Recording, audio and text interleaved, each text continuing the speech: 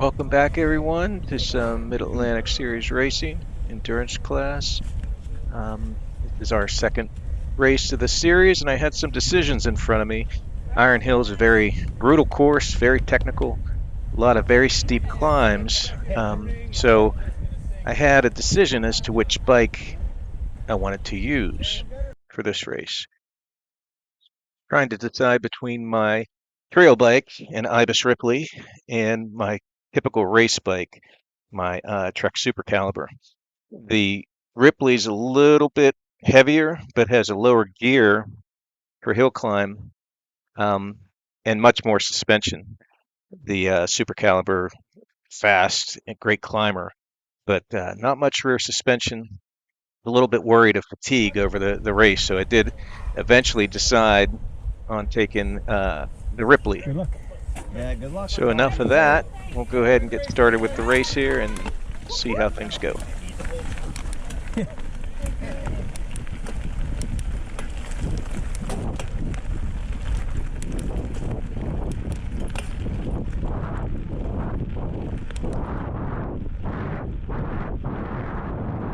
This is a really laid-back start. Actually, I ended up at the start line about 7 minutes before start. No one was there. Another racer, and I were the only two there. So we rode this whole section that we're riding now to go up to the scoring table and stuff, make sure the start was down where it was. And then by the time we got back down there, it was about 3 minutes before start time. So my heart rate was already kind of elevated, a little rushed to get up there to the line. My plan was to start out slower, hopefully, this race and settle into a good pace early. So as I was coming up here, I was just trying to find a good pace. I do eventually pass the girl in front of me here before the woods. Wanted to make sure that I got up with the front pack, kind of similar to Fairhill, so I could maybe gauge the course based on having people in sight, as I did not get to pre-ride this version of Iron Hill. I have ridden here lots of times, but this course is different, and which made it difficult too to set target average lap times and things like that, because there wasn't a whole lot of data for how long a lap should take. So it's kind of winging it the whole way, and hoping that I would find a good pace to sit at. The bike choice in the beginning I wasn't sure about. The Ripley does take a little bit more work to get it moving and to keep it moving. So early on in the race, I was thinking I might have made the wrong choice as to which bike I was riding. Additionally, the Ripley only has one water bottle cage. It's really low on the front of the bike, so it's hard to get to. Typically like to carry two. So I actually found a item where I could Velcro strap a second cage to my top tube to hold that second bottle, which worked pretty well, but it was in a location where anytime I would have to come off the bike, I was hitting that bottle and messing up how it was sitting. So a little bit of a issue. I'm going to try to place it somewhere different if I choose to race the Ripley again. And so far the plan is for the next course on at French Creek, which is also very technical. I will likely have the Ripley out again because as we'll see through this video, in my commentary, the additional suspension I think really did in the long run save the day. So I'll let this run for a few seconds here and add some commentary as some items come up.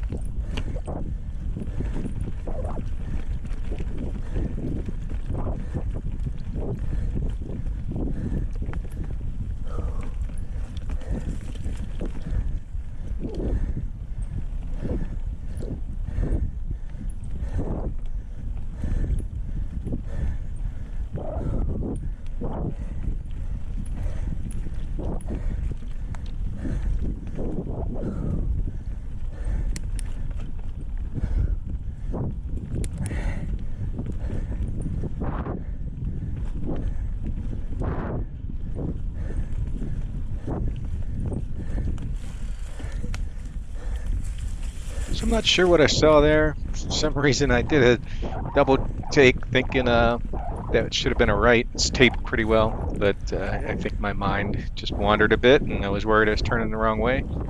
I really tried to drive that hill. I could see the guys in the distance and was figured I might be able to catch them. Once I turned the at the top here and still didn't see them, I Thank was you. pretty sure that I had been dropped. So I was still trying to keep a bit of an up cadence pace to get rolling, but was kind of letting off on the fact of trying to catch them aggressively at this point. Still felt like I was fighting the bike, putting a lot of effort out to keep up the speed and not feeling like I was getting the payoff on effort that I do typically with the SuperCaliber. So at this point was in my head still wondering if I had made the correct bike choice. So as always, if you're enjoying the content, please click a like. Go ahead down there, add a comment if you have any questions or comments on the ride itself. Share it out to others. And then lastly, of course, go ahead and hit that subscribe button. You'll get any updates when the new videos are released, and they should be coming fast and furious here. French Creek's coming up this weekend, so we should have another one, and we'll see. That turn I just did there was a tricky little route halfway that, like at the apex of the turn, it made it really difficult to find a good line on there. I think I have a little more difficulty with it on lap 2 and really had to slow down for it every lap. Sections here, like where I'm at on the downhill, this is where the Ripley was really comfortable and excelled for me. Was able to keep some pretty good speed through a lot of the chunk and not have to worry too much about muscling the bike through. It just rode right through pretty smoothly. So that part I was certainly liking with the bike choice, but it was still leaning like I was on the wrong bike for this ride at this point.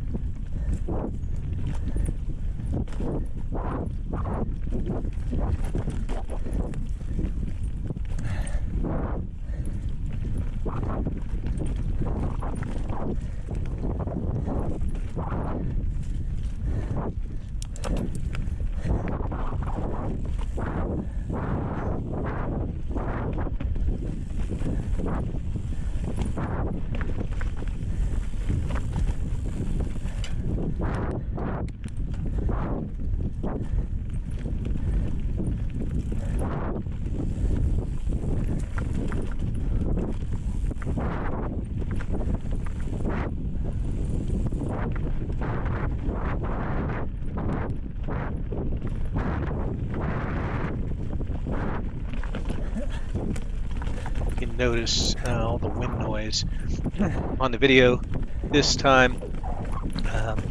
Do have the new setup for the GoPro. Has an extended battery on it.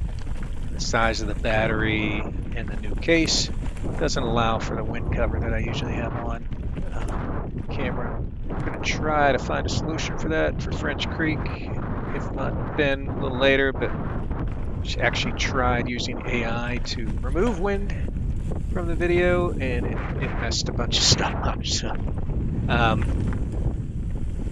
I'll try some other methods and see, maybe I can cut the wind cover up a little bit and like tape it to the camera so it'll all fit in the case and stuff. But it's not too bad, maybe just a little distracting.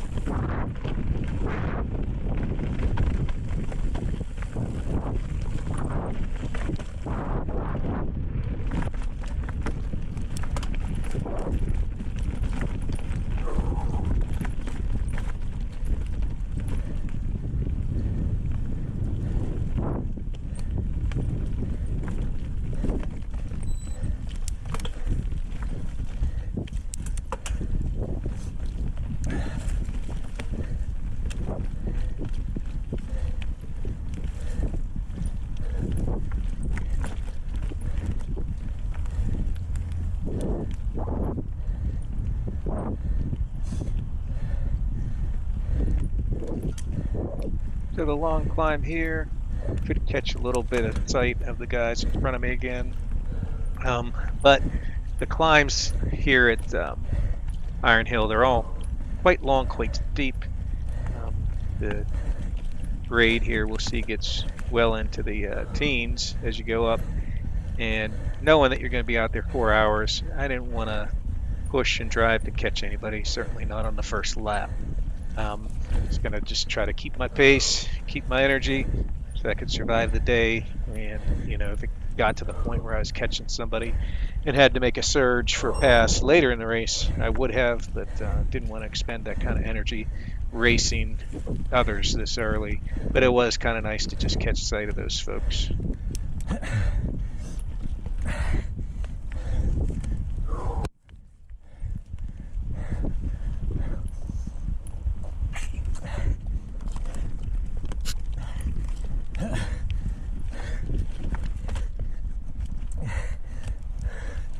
Poorly timed reach for the bottle. Wasn't expecting a log over on the uphill. And as I stated earlier, that water cage for the Ripley is really low. It's almost down to the bottom bracket, so you really got to reach for it. Had some trouble getting it back in quick enough to get both hands on the bar, and needed front wheel loft to get over that very minor obstacle, and had to dab down on it. My riding in the first half of this first lap was not up to my standards. I made a lot of mistakes. I think some of it was just not being used to the Ripley and what it takes to get over obstacles compared to the SuperCaliber. So that was one of several struggles that we'll see here in lap.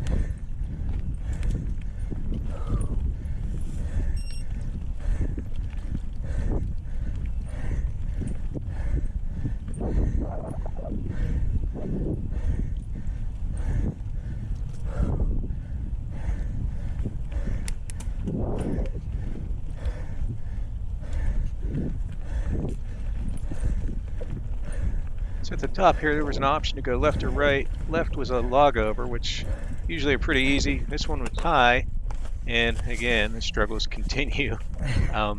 Did pretty poor attempt on that. I'm not even sure I stood up off the seat, which is typically what you do, and use like a rowing motion to get over those logs. Horrible form. Came off the bike, kind of sat on the top tube where I have the second water bottle. So even though it didn't seem like too bad of a obstacle to handle future laps, it did take a lot out of me in my legs to stop myself from falling on the other side. So I avoided that the rest of the race and just stayed right, which was a little bit of a longer line and just rocks, but certainly has my usual endurance strategy of taking the route that uses less power over maybe more direct routes. I stayed to the right on the rock line, didn't have any issues on that side.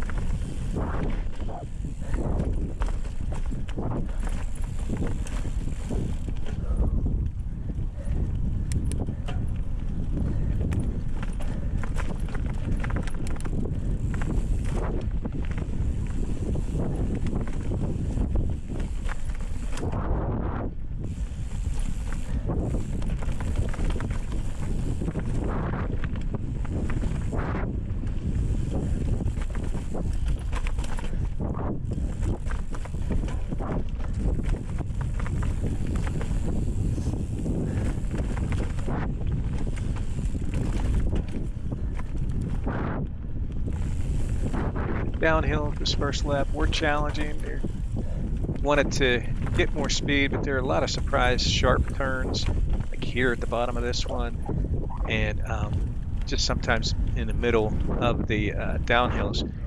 And so it was difficult that first lap as you're learning the course to know which ones you can really let go and which ones you got to be a little bit more on your toes with. So just still trying to pick my way through, learn the course as I go, and trying to maintain decent speed.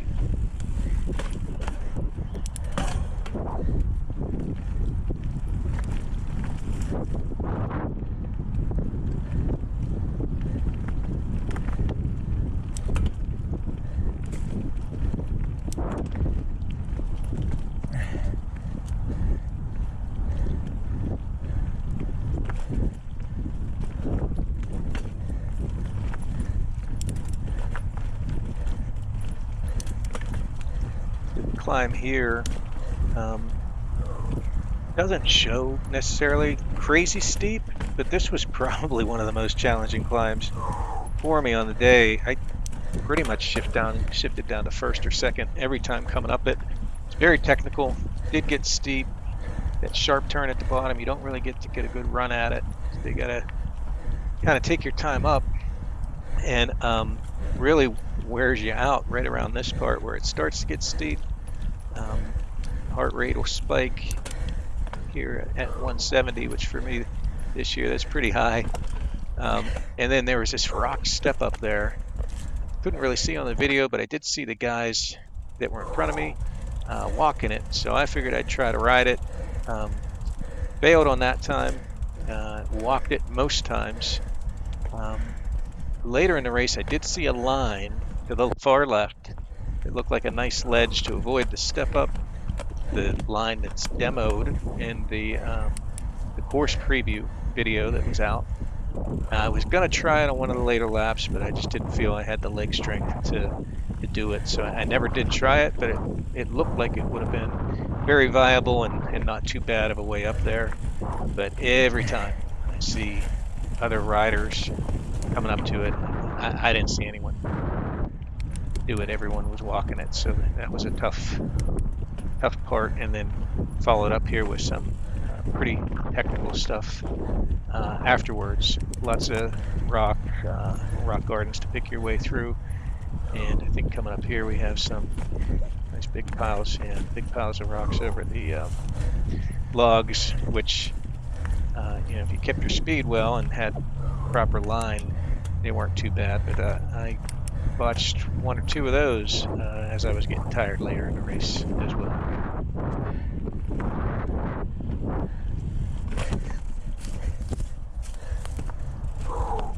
And actually, there you go. I botched one right here in lap one, right after talking about them. That one there, I think I just didn't have the momentum I needed.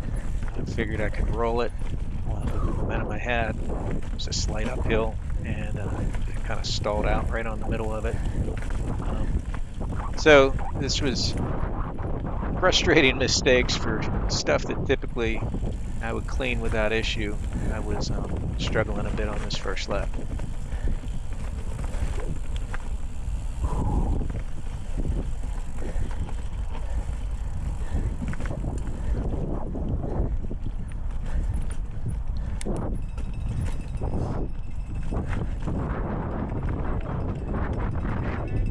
Thank you. As always, shout out to the course marshals. That guy, I think, was there all day.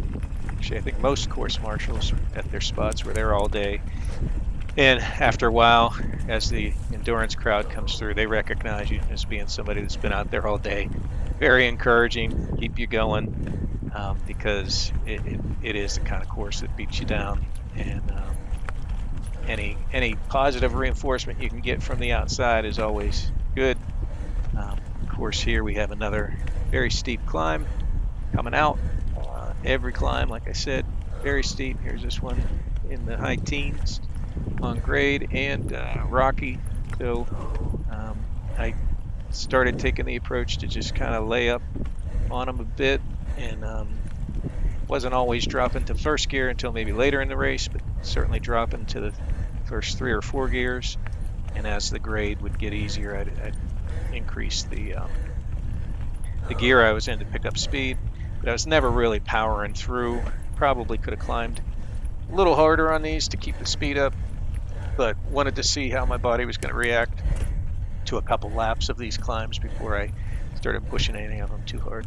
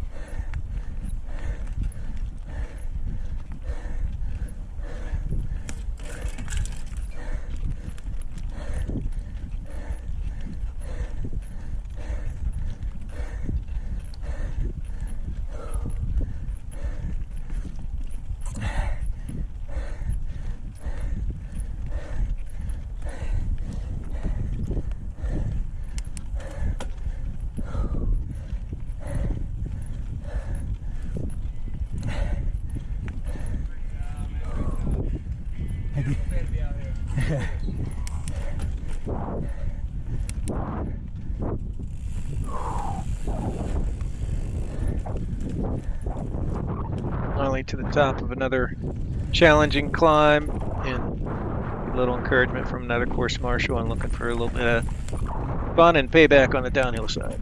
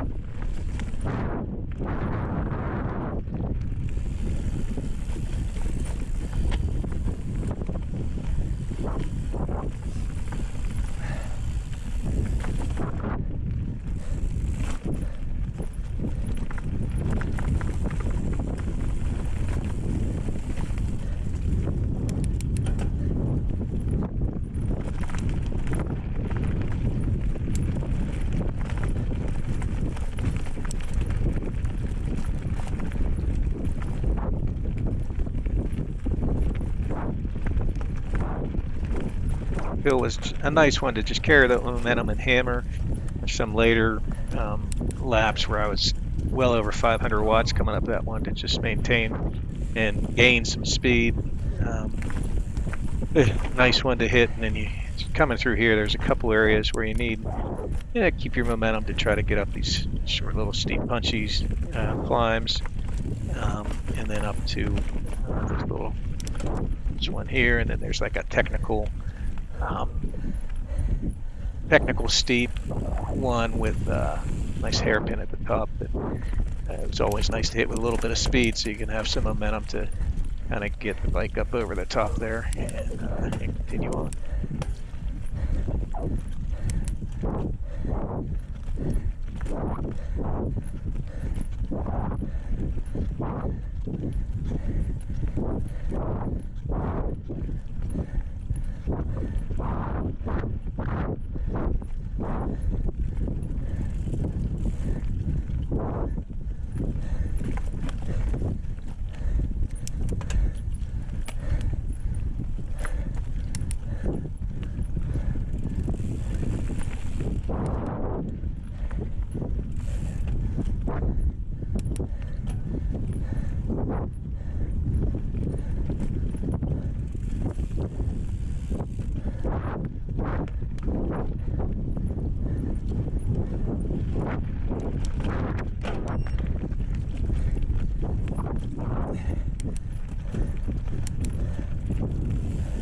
This area through here throughout the day always had the most marshals and or spectators.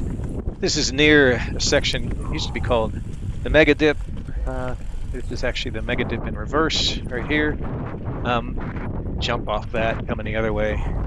But they kind of switched it up a little bit, had 3 little dips there that you had to either climb or head down. It's definitely challenging. It got pretty steep. The Mega Dip was really fun. It was a nice change of pace from the course where you could really launch off and get a good jump. Hasn't been on the course for a couple years. The last couple years was mostly due to weather, but I'm thinking now they may just have it excluded just for safety reasons, for their own liability, in case anyone were to go down. And mountain biking has been expanding into much younger ages, high school and younger kids racing now for the youth leagues, and they probably just want to make sure they keep it safe as possible for them as well. So I missed the Mega Dip, but the way that they reworked it in here was interesting. It took a lot of work and it was fun, but man, wish I had that old Mega Dip back.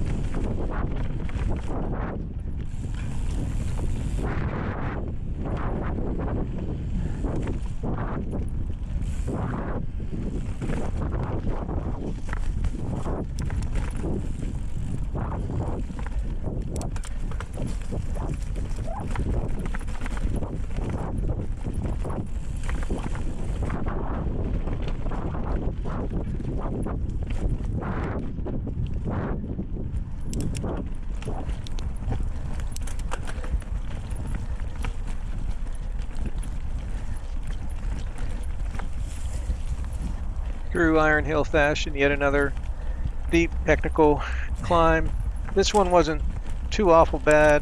It is one of the steeper ones, and it does have some technical stuff, but all the years I've raced here, this one, for whatever reason, I don't mind so much. I seem to be able to get up it pretty well, and always looked at it as one that, if you can get up this climb well, you may drop any people that are tailing you by a little bit, because everyone pretty much struggles on this.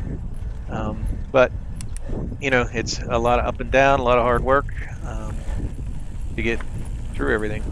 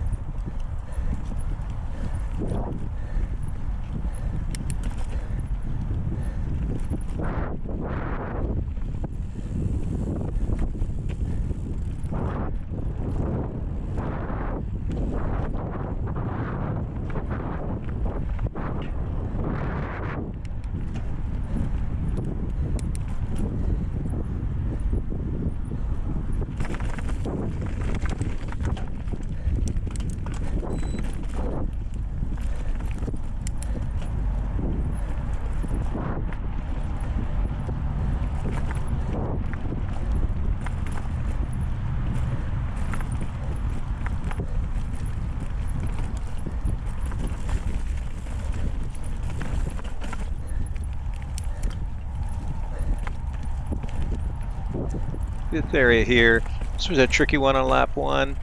The trail kind of made it look like you could come from the center. That's where most of the wear was.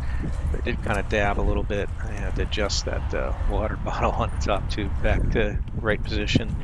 Found like if I set up kind of more in the leaves, way to the far left on that, you could get a nice straight line over the roots and onto the rocks, much easier. So I did that the remainder of the laps with success. I think there was one, got a little bit too far left. There was a little rut to the left of the rock and got a little too far over there and dropped into the rut and had to dab on that one. But that was a line that once I got up there, I could see where I needed to set up for the best chance and was able to use that on the remaining laps.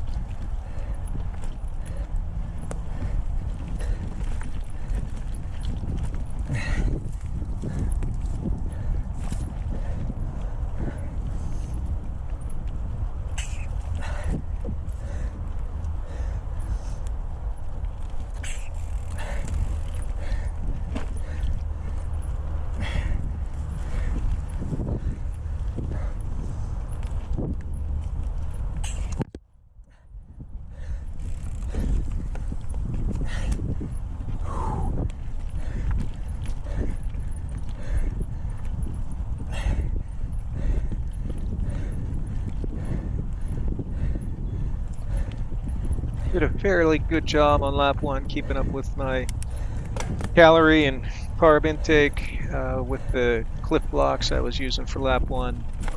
Here I was trying to catch up a little bit on the fluids, try to keep a bottle per hour average, and knowing that this lap was going to be probably in the 40-minute range, somewhat considering doing an exchange to bottle 2 at the end of it, but given that I was a little behind on where I needed to be drinking it to do that, I had already decided at this point that I was going to stretch that bottle a little past the hour mark and do my pit stop on lap 2 to change that bottle out.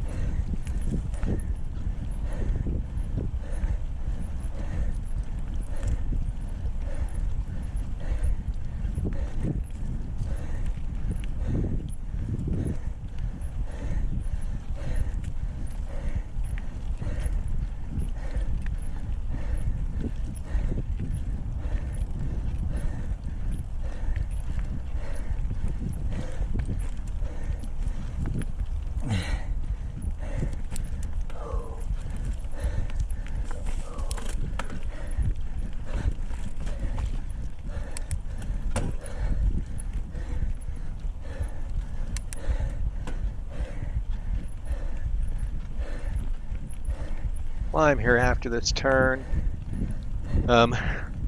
Pretty tough. It just, after climbing all lap, and that climb prior wasn't too bad, but it gets really steep here. And it was always something that would work you late on every lap. And then you had a little dip up above here where you crest, and then another steep section that you got to get a little speed up for and attack. They're kind of short.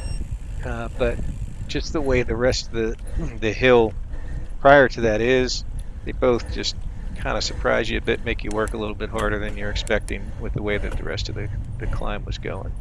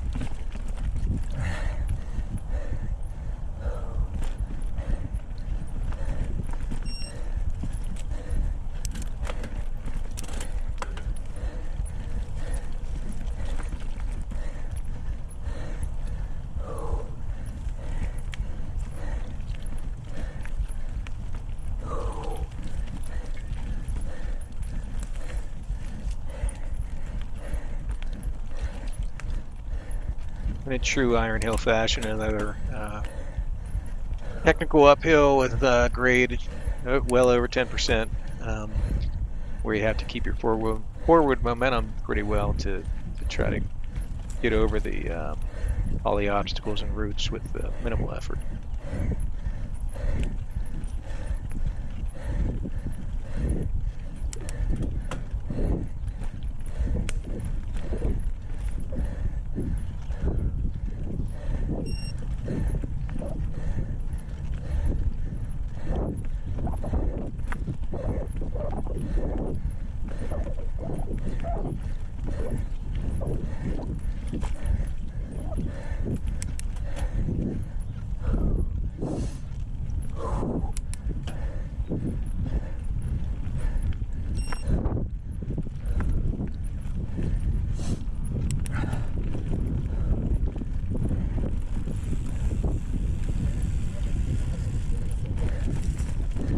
In all my Iron Hill races over the years, this section here always been one of my favorites. It's just a nice, flowy and technical. It gets kind of rough near the end, and just it signifies that you're getting to the end of the lap. So always liked attacking this, picking my way through the heavier rocks at the end of this section.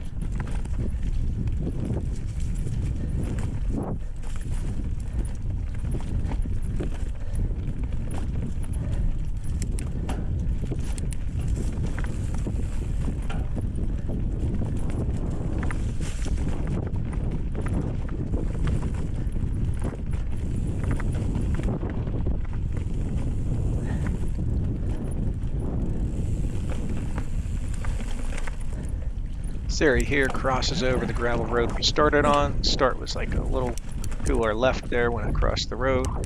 That's where the racers all stage as the day goes on, and other categories were starting. I'd sometimes come by and see some of them staged up there. Just another nice signal that you're getting close to the end of the lap. In previous years, there used to be a lot of weaving through some of the sections here. It's part of the park's disc golf course. So you would go over a lot of concrete pads like that and weave in and out through trails. Some pretty challenging parts. They kind of got rid of a bunch of that and took more of a direct route through this up to the start finish line. So when we get closer to the start finish line up here, we actually come from the exact opposite direction that the course used to. We used to be riding toward the direction I'm going now, like towards, we would meet head on and do like a sharp hairpin to get onto the loop around all the team tents and stuff. But this way was a little more direct, a little nicer. It's a area that you could either go really fast or use it for final recovery before coming into the pit area. More often than not, in the early laps, since I wasn't familiar with what was coming, I kind of eased my way in as the laps went on. I was taking this a little more aggressively with speed and coming through strong. So here through the tape, starting to come around to the team tents to end the lap and where I have my pit, which I'll point out because that becomes an issue at the end of the next lap. As I was saying earlier, pretty sure I was going to hold off until next lap to pit, even though I'm 45 minutes in on a 1 hour timetable. I felt like I had enough liquid and stuff to get me through Thank and you. around to the next lap. Didn't want to drop a bottle that wasn't quite Thank you. used. So my pit's right there on the left, Thank you. in between the one team tent, and here it comes through the start finish. And this was a new course, so my first lap was my PR for the race. So there's the little PR picture as well. On to lap 2. Hoping to turn out about the same lap, maybe a little faster, since I'm a little more comfortable with the course here. And still pushing a little bit. My legs were starting to feel a little overworked. So again, was really questioning my decision on bike choice.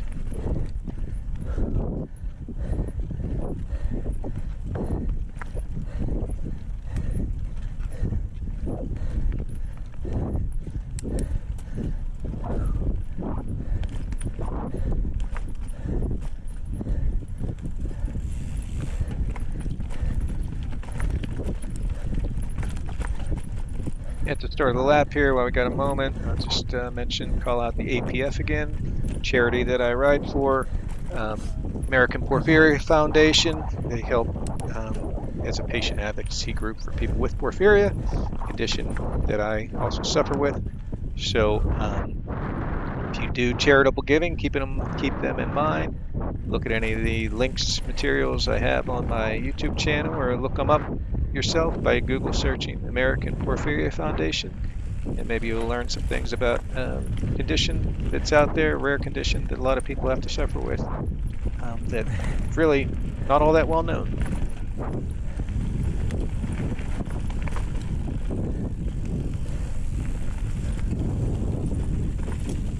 So here on lap 2, I was starting to just wonder at what point the pros would catch me.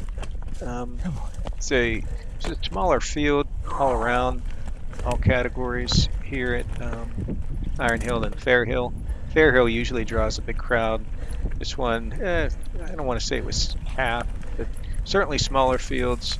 Had a little mistake there on something. I think that was a pedal or foot strike where the pedal got stuck on a rock and I couldn't turn the pedal over. Caused me to stop and have to restart the bike.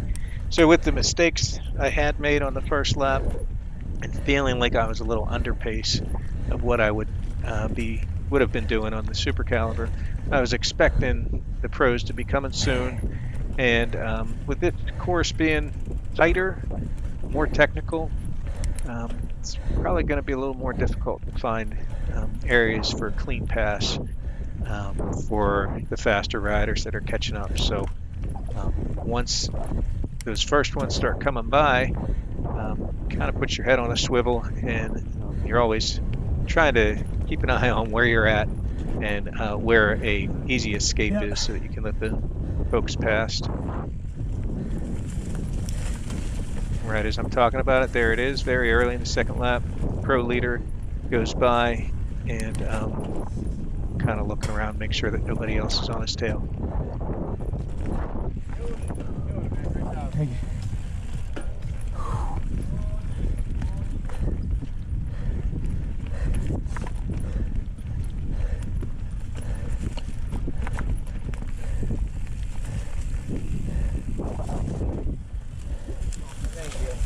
Yep. Go get it. Yep.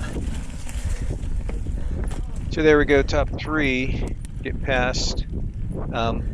They are usually pretty good at calling out. Like you'd hear the third place guy there saying one more coming.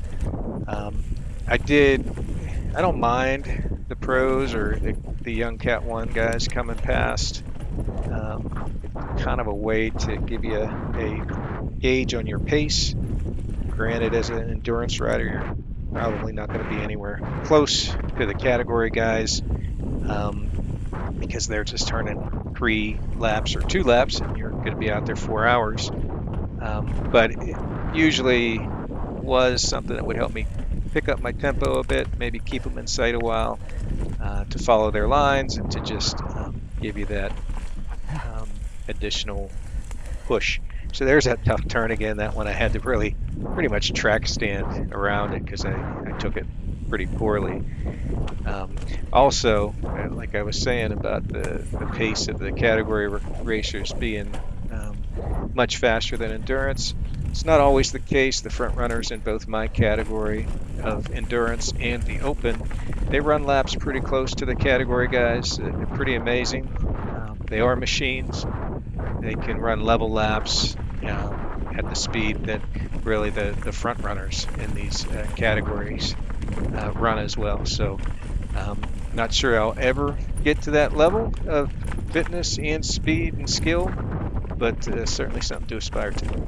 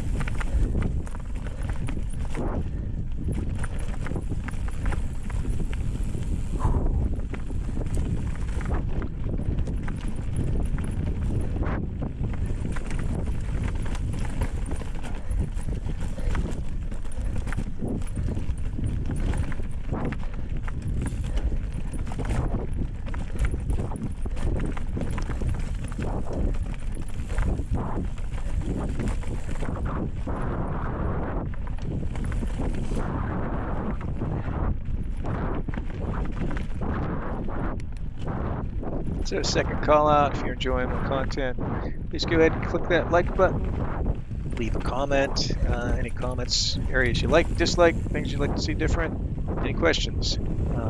Share it out to your friends, and then of course finally just go ahead and click that subscribe so you can get these videos notified when they come out. Thank you.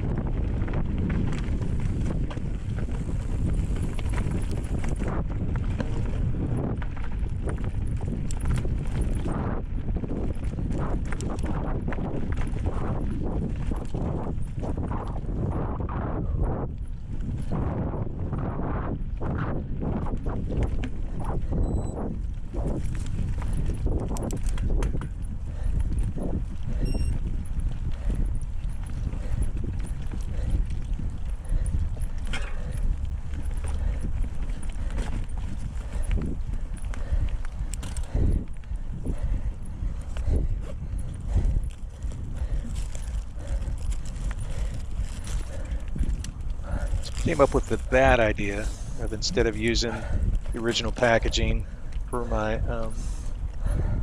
clip blocks and stuff, I put them in baggies, Ziplocs that were open, figuring that it would help get them easier. But I'm not going to do that. I really was struggling at working with the bag there. I couldn't get it back in. As you can see, it's still hanging out, which I really didn't care. But as we go on here, I have a little bit of a mishap with that I'll point out at the time. But I did, that top tube bag is a new thing I tried for endurance. I wanted an easier way to get to the gels, which I used to keep in the back jersey pocket. And it certainly is going to work. Learning on what works best for me in a lot of ways. Just pre-race nutrition, eating the day of, eating the night before, what I bring on the bike. I'm learning as I go, and this is one of those where I tried something that didn't really work out for me that well. I have a new method that I'm going to be using going forward that I've been using on some training rides. That's working well.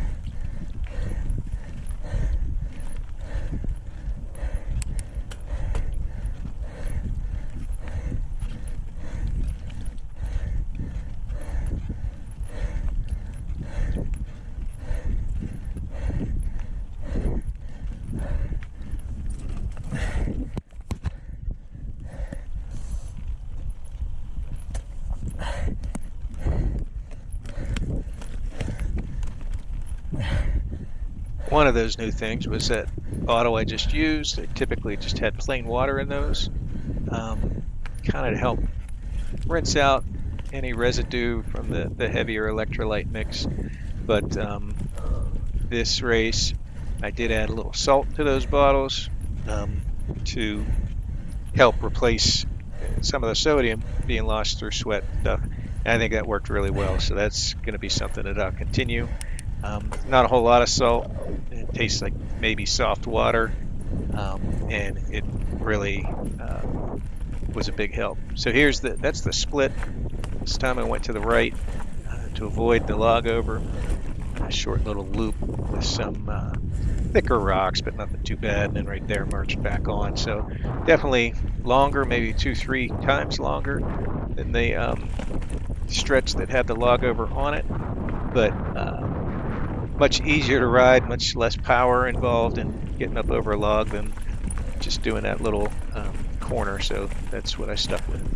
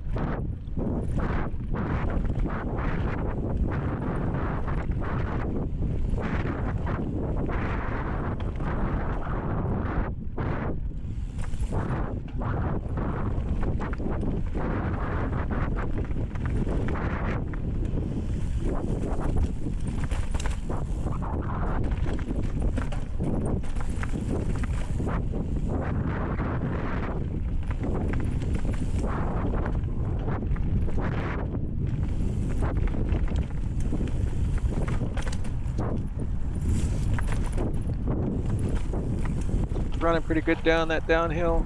Did get my PR on that segment. So that part of course is a part that's been there for years. So that's a PR over my 21, 22, 23, and 24 races here at Iron Hill. So, you know, pretty significant when you've raced it for prior years. Yep. And you get a PR. Still maybe not the fastest compared to some others, but for me to turn my best out of what turns out to be probably about 15 total laps around this course, I'll take it. There I got passed by another pro as their field's starting to come around on me.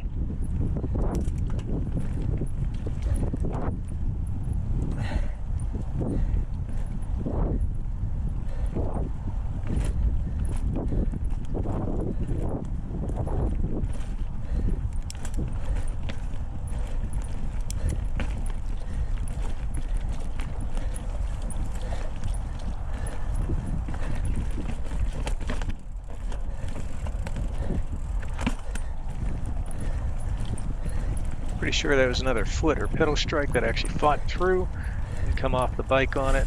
Was able to power through and looking ahead, trying to making way for another pro too, and just looking ahead to see how these guys ride it, see if they walk it or are able to get up over. And he was able to get up over. And here's another guy, pro or high cat one, that he took the line that I was considering, the far left one. It's more of a ramp, and he even struggled there. So definitely a difficult thing to do at the 13-14% grade, to do a step up like that. So a high percentage of people were failing on that throughout the day. I was taking my time a bit here, get back on, wanted to look back, make sure that there weren't any other racers coming to give them a chance. Also needed to get a nice good breath in or two to recover from even the walking part of that.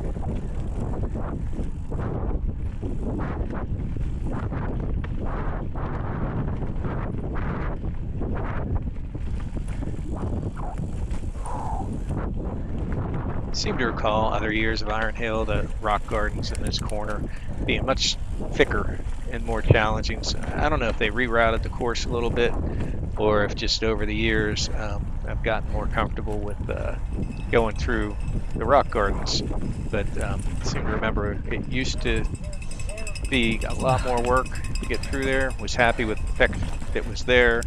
Fun to ride, but certainly nothing that was not impassable. And I remember the old one being something that you really had to pick a good line and keep good momentum, or you had no chance of getting through it.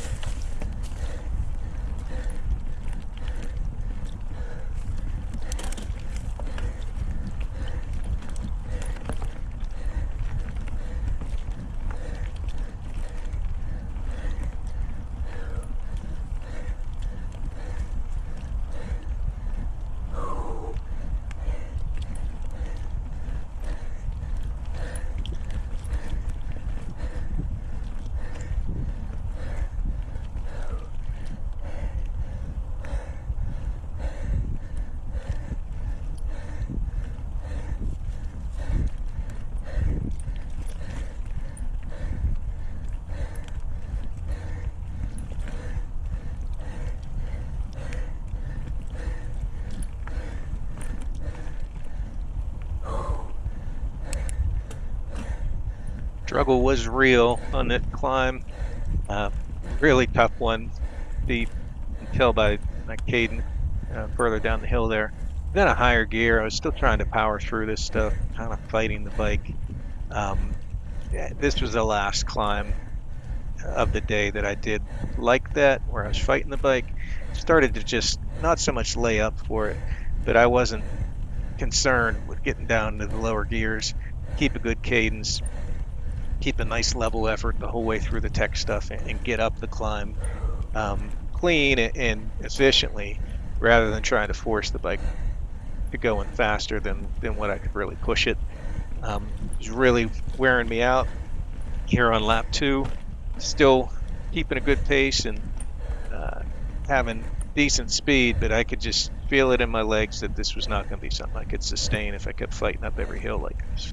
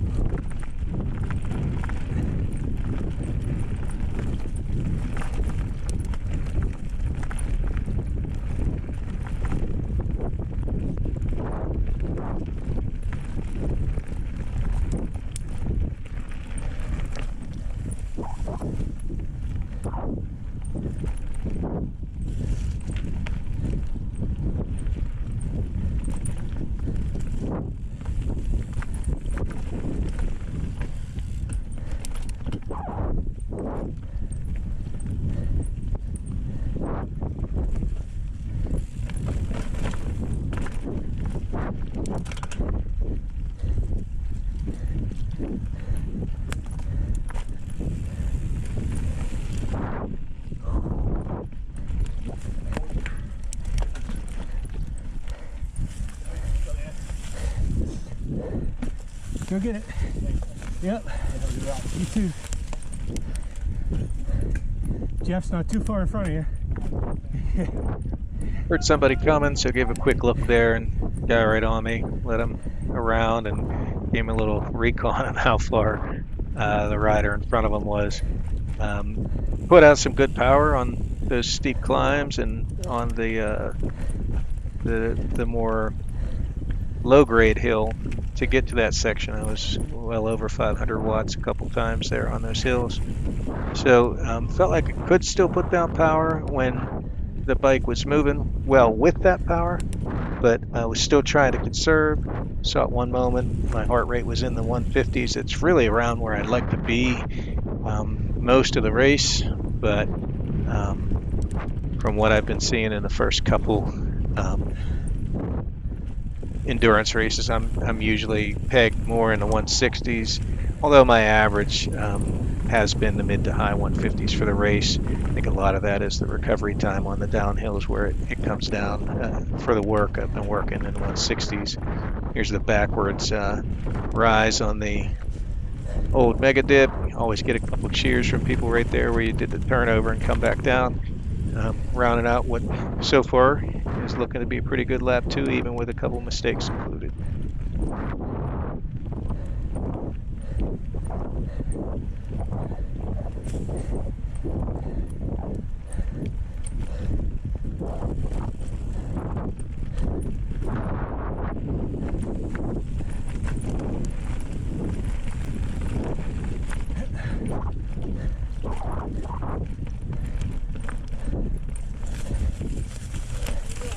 Yeah, go get it. You too.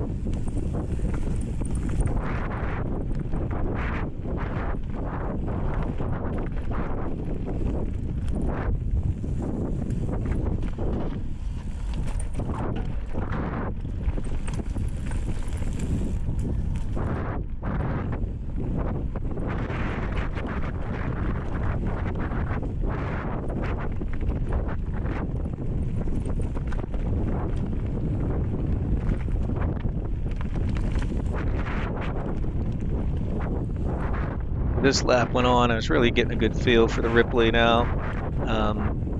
Getting very comfortable on what it could do, how it was tracking through the chunky stuff and everything, and really feeling good about how it was performing on those downhills, and kind of cracked the code on what I wanted to do for climbing. So my opinion on bike choice was certainly coming more to a 50-50 even split.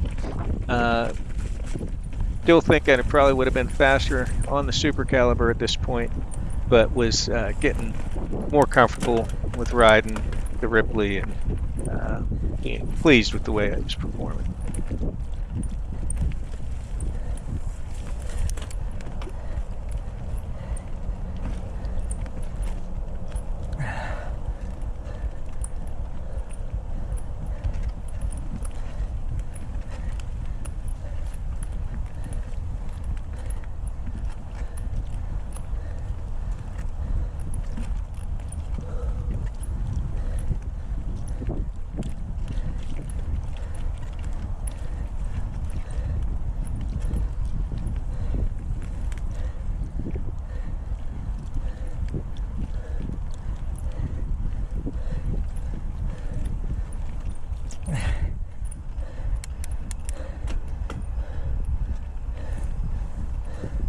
You all good?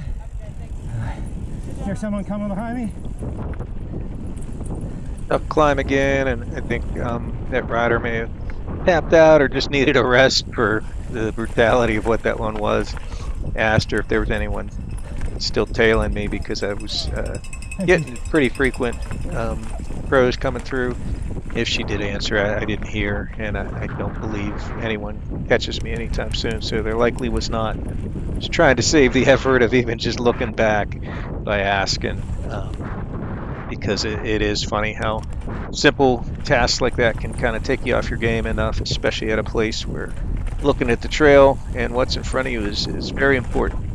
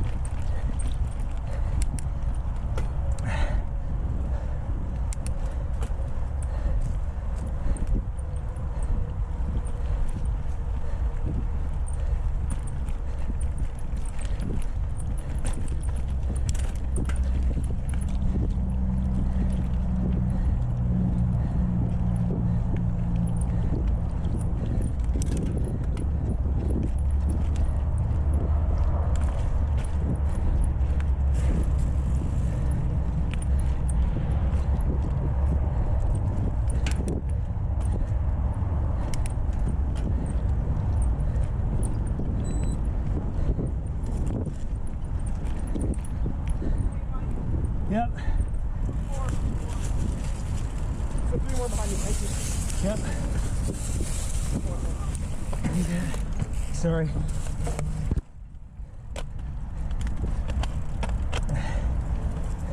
So there are 4 guys, I'm guessing from Cat 1 U19, and there goes a 5th, possibly in that same group. Kind of a bad spot where they caught me right before that log that was low on the right-hand side where I was at and got significantly higher. But all 4 of those guys were able to clear it, and I don't think I held them up much, but that's just one of the things that I'm always concerned with riding out there is those pinches, either with 2 trees that are tight, maybe only 1 bike can get through, or you're coming up on an obstacle that that you want to get clear of so that the people have a nice clean path. So coming up here is going to be that area where I decided I was going to come way left. So on the next time through the divot here, right up where the rider is. So I saw my cue, got over good, and ride right down through the middle. Much cleaner line, held some good speed, and handled it much better than I did on lap 1, and get to start the climb out to the start-finish line.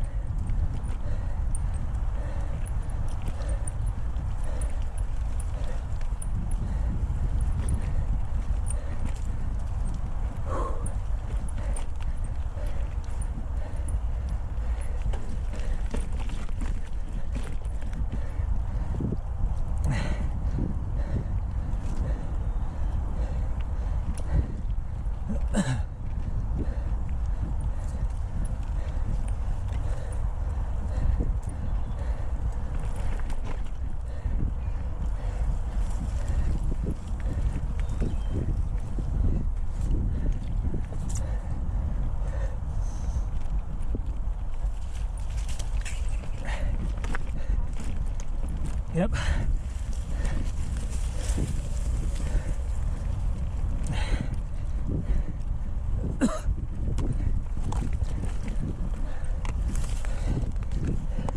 Coming up to the start finish, knowing it was coming soon, I was wanting to try to work through that bottle, get all that fluid in, because I was going to switch bottle 2 at the pit stop. Didn't want to leave any in there. Given the time I am on the bike, that bottle should probably already be gone. So I might be a little bit behind on where I want to be, but usually when it comes to taking in liquids and stuff, I'll pick up the pace of that as the race goes on. But it's really important in these endurance races with the nutrition that you're getting through the gels I take and through the electrolyte mix, that you stay on top of that. Once you start falling behind on your energy consumption, it's really hard, if not impossible, to get yourself back in a good spot. That starts to cause faster fatigue and potential cramping, and that's not anything that anybody wants to fight through when you're out there on a 4-hour ride.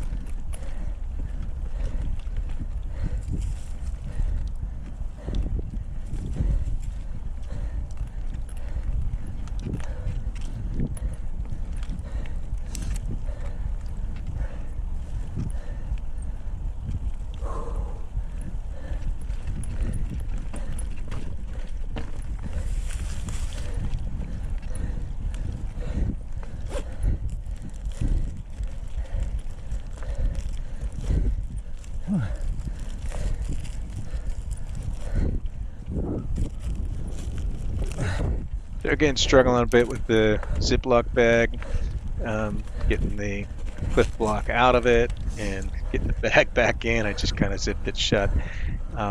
With the temperature still being a little more chilly, just pressed in at 50 here. Those cliff blocks were difficult to eat. They get kind of hard at that temp. So I was having to really work on them for a bit to get them to break into pieces where I could swallow them, and needed to follow them up with some water too. The shoes I use for the second half of the race are Science and Sport Beta Fuels.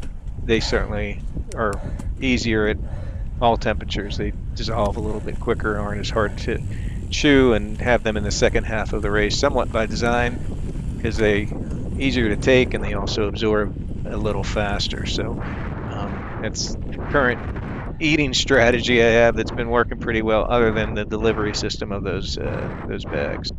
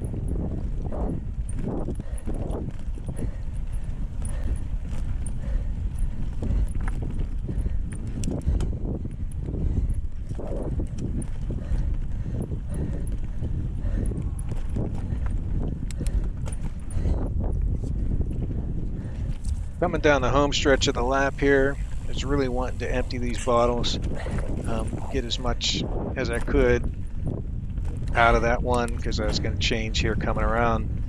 And Thank you.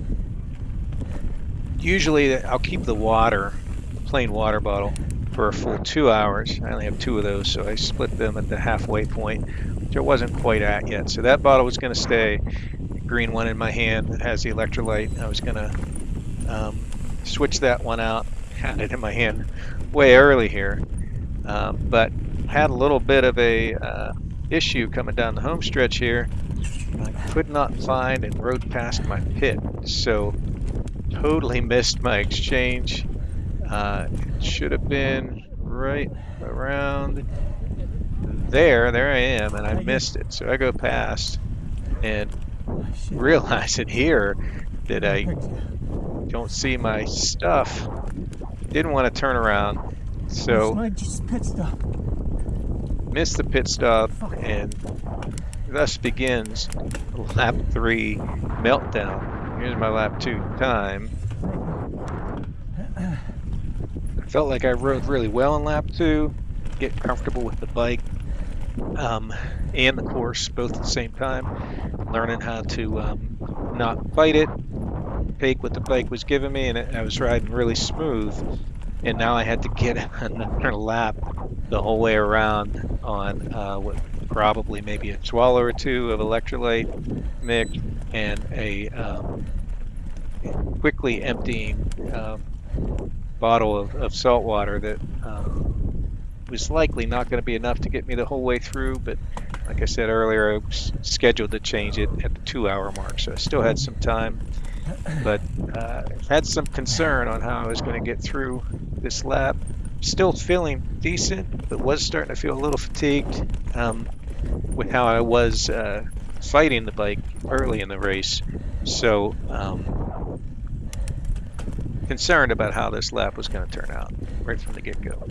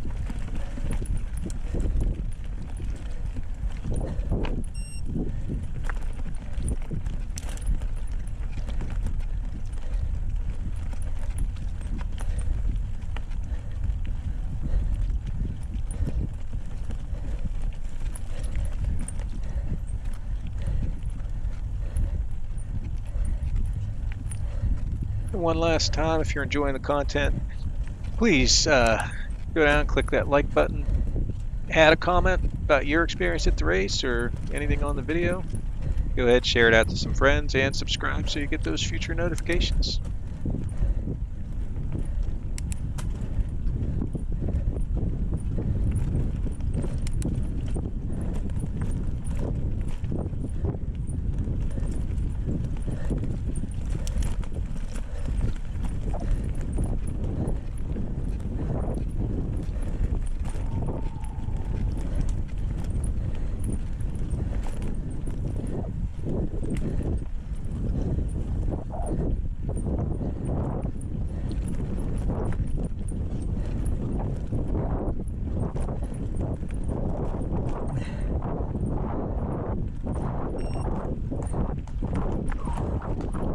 Thank you.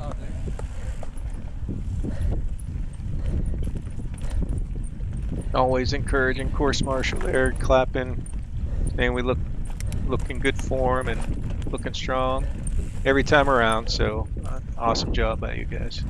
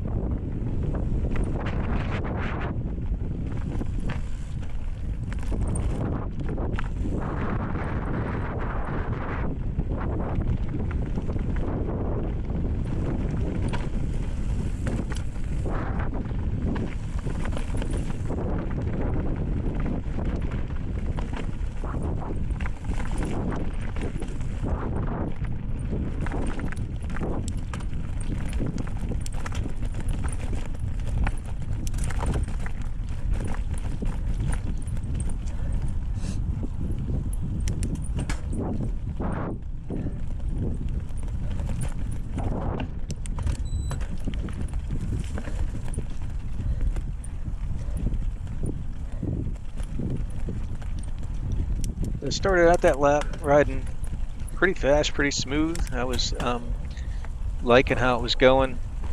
Um, Hearing the mantra in my head that I try to follow when I ride. It's flow is smooth and smooth is fast. Just try to focus not so much on pushing, but on just riding nice and smooth, and you end up being typically faster and more efficient than you would be otherwise when you're really trying to hammer everywhere, make less mistakes, and that downhill there to this point is probably my cleanest and fastest of the day. Though it wasn't a PR for the course, it certainly was smooth and fast in what I was looking for.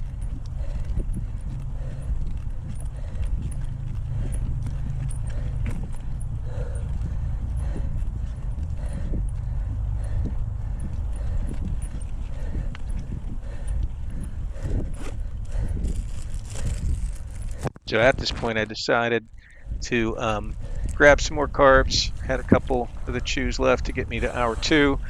Had trouble getting it out of the bag, so I held the bag in my mouth, got a single out, Heard you, but and then right as I put the bag back in my pouch, details are it brutal, passed man. by a guy, and my chews fell out of the bag onto the trail. So I did get one, but there were 2 more left in there, which was basically about an hour of carbs still. Don't notice, zip the bag up, and do notice a little later here on this lap where I reach for another one and realize they're not there. So now I'm a bottle short with my dry one with me, and I also dropped the next 30 minutes to an hour of my carbs on the trail. Do end up seeing that bag smashed a little bit, I think 2 laps later, right in the middle. But at the time, I had no idea, A, that I dropped it, or really where. I kind of remembered this hill being the last place that I took one, so figured it was on that hill and did eventually find it. So if any of you saw that baggie with some cliff blocks in it, that was me, and a big fumble. So another reason why I decided I'm not going with the baggy method. I'm just going to keep them in the Cliff Box package, cut in half. Real easy to slide them out of that package, and they pack pretty well Yeah, go get it. in the bag there too. Yep. You too.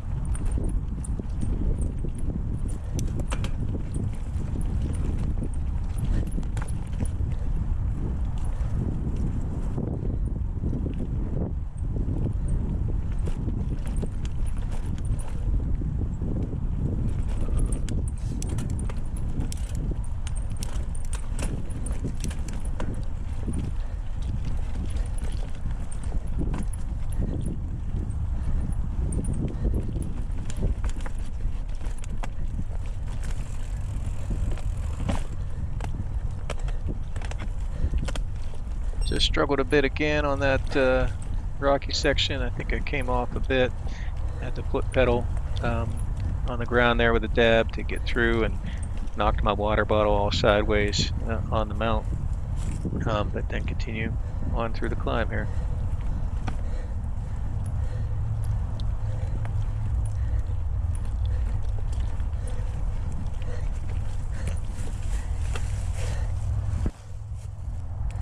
Tied up that left line and took it a little more at an angle. The way that I tried it a little later in the race was more as a ramp where I got to that left side and was going to go up, but I decided not to based on how my legs were feeling. But almost got that one there. I think as I crested it, I kind of felt a little hinge of potential cramps starting in the legs, which was concerning, especially since I had no fluids with me, at least not as much as I wanted for this lap.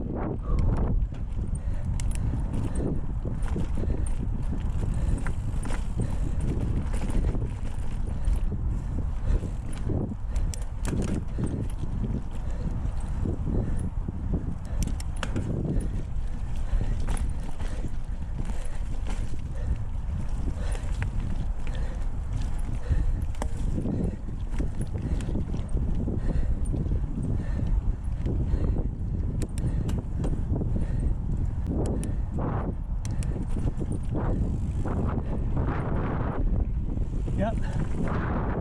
Gotta get this. Shit. Sorry, dude. So as the meltdown continues, Thought I there was could a roll it. guy calling for a Too tight. line. I figured I could just roll that rock over with momentum. Failed doing that in the first lap and went Yep. to it again in the second, and or I guess third here. Failed it again. Had to stop there to let another guy through just because I didn't want to clog up this the line, good line through the rocks. So mistakes piling up, things kind of falling apart here on a lap that started pretty well, and it continues here.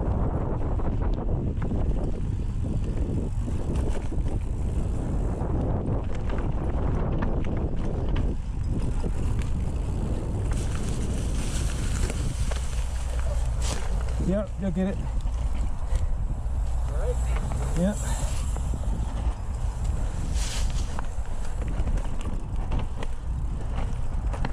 Another pullover as people kind of met me right as a pinch point,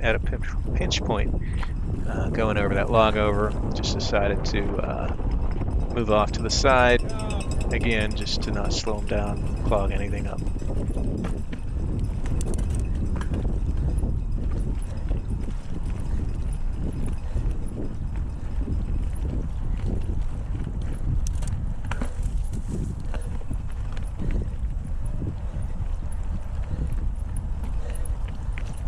Also think one of those bales, maybe on that larger rock over that I tried to roll, bumped the camera.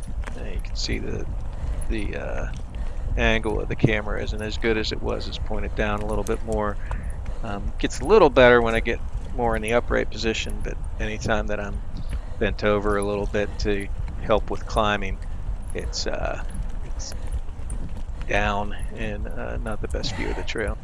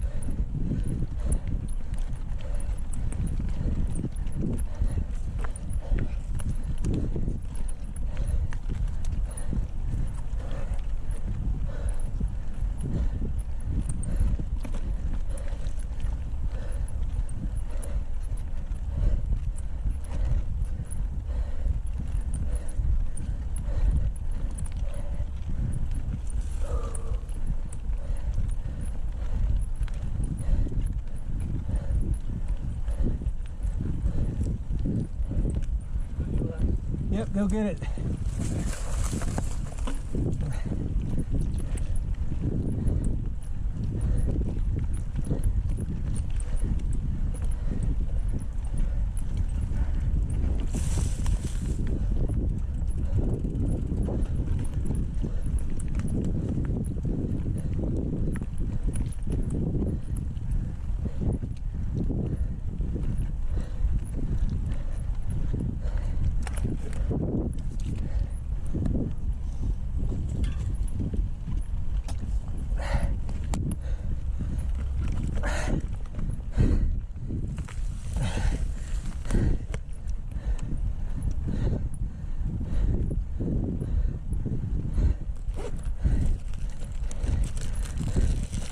Took a little hit of the water, had some trouble getting it back in.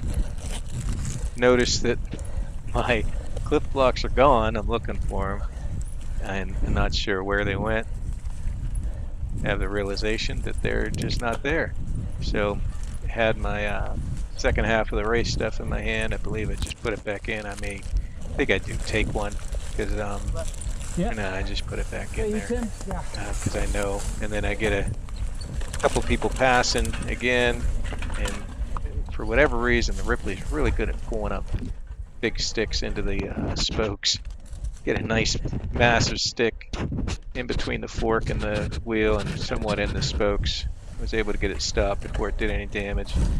Took a little bit more time than I'd like to get it out. So very frustrating. Lap 3. At this point, I decided, what the heck, I might as well just take this carbs because I'm trying to stave off getting in too much of a carbohydrate debt. But you know, I found as I come around to the next lap, get the good bottle, get a good pit stop. The salt water and the electrolyte was able to kind of catch up and stave off the cramps. Couldn't really put down huge power for against resistance, but was still pedaling pretty good for most of the time, and had a good strong finish, getting into 6 laps. The other thing that was kind of frustrating, I did buy a new battery pack for the camera that was supposed to last 4 hours. It dies here in about another 20 seconds, which is about what I get usually. So I have a solution that I'm going to try next race to keep everything together. Hopefully that'll work. We'll see you at French Creek in a couple days here and see how things go there. Another brutal course. Hope you enjoyed the video. Thanks for watching, and we'll see you at French Creek.